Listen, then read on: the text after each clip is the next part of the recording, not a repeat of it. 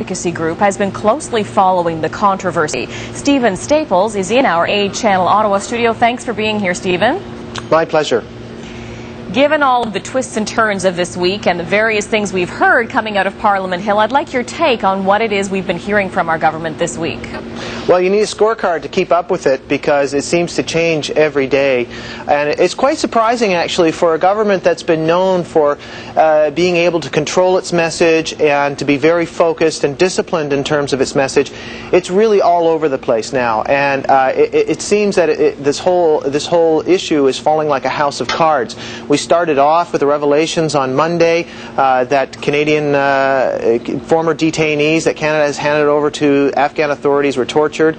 And then the story has shifted from day to day depending on who you ask. So it's been the week from hell, I think, for Stephen Harper, and we could really see the signs of a deepening crisis for this government. Now, where do we go from here when it comes to Canadians understanding what is going on? Certainly the message by the end of the week from the Prime Minister was that we have had access all along to these prisons, but we're hearing from other sources that in fact has not been the case. What's your take?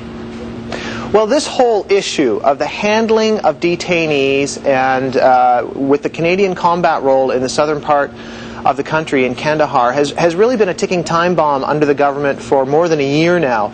It was back in December of 2005 that this deal with the Afghan authorities was worked out. It was signed by General Hillier, and it was actually arranged under the previous government, but the military didn't even want to reveal it. And then it was a year ago that my organization, along with Professor Amir Atran and Professor Michael Byers, raised concerns that this agreement that Canada had with the Afghans was insufficient and could lead to exactly what we're seeing today. And of course, the government's response has always been that the Red Cross would be doing the monitoring to make sure that detainees taken by Canada would be treated well.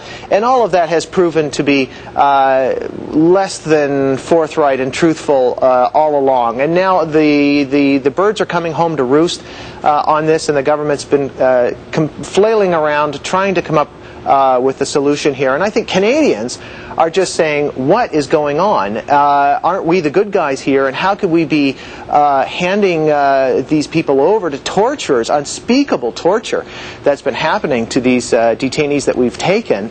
And what does this mean for our role as a peacekeeper? I mean, I think the one thing that Canadians can take solace in is there's no reports of Canadians actually being involved in this. But certainly our government and our military leadership do seem that they may have known or should have known that this was going on and did not take adequate steps to make sure it didn't. And now Canadians are realizing what's been happening with absolute shock. And in fact, your organization, among its other advocacy ideas, has a website called Ceasefire.ca that I gather was started years ago against missile defense. But you have an e-card you've been sending out this week. And what's your message? What's your goal with that? Well, I think, and this chimes in with many people that have been saying that it's really an intolerable situation that the Defense Minister, Gordon O'Connor, remain at his post, given all of the information and misinformation and mishandling of this whole issue.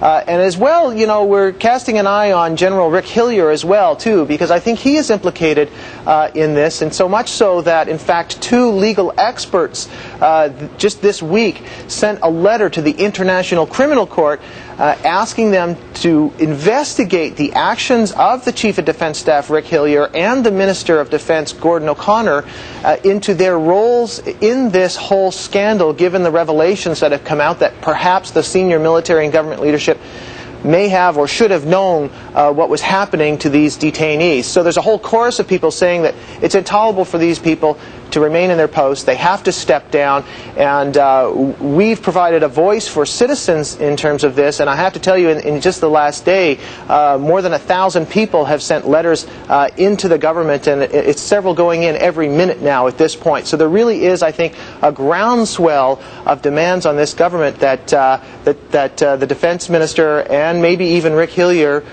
be taken out of the position while all this is worked out. So that's the potential political fallout from this. I think what many Canadians are most concerned about is that our troops, our Canadians, are being unfairly put into a position. As you mentioned, very importantly, no Canadians have been implicated in any abuse, and in fact there have been reports of Canadians treating these suspects rather well before they hand them over. But how unfair, and what are the ramifications of putting our soldiers in the position of potentially handing over these prisoners where they are being tortured? Well, on Monday morning, right after the revelations were revealed in the newspapers, I was part of a press conference with Professor Michael Byers and Amir Atran, two legal experts.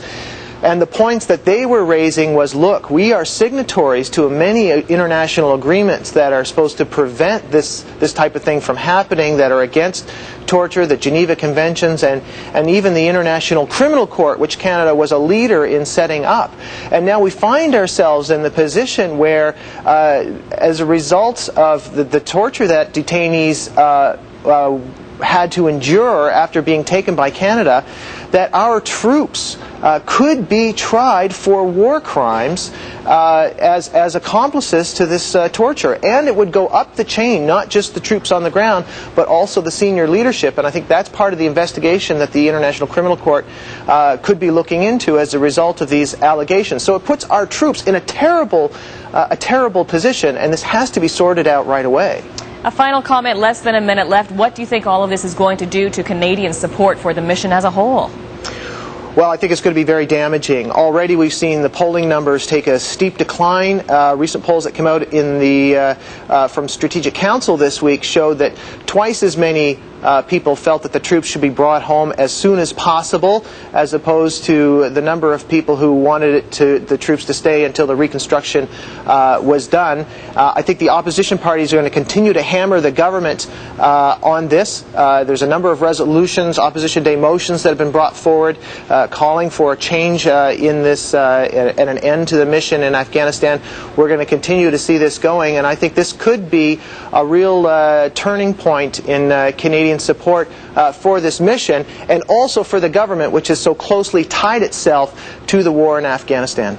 Stephen Staples, wonderful of you to join us with your insights today. Thanks for being here. My pleasure. And stay with us on Inquiry. When we come back, we'll take you to Parliament Hill for the latest from the politicians on this evolving controversy.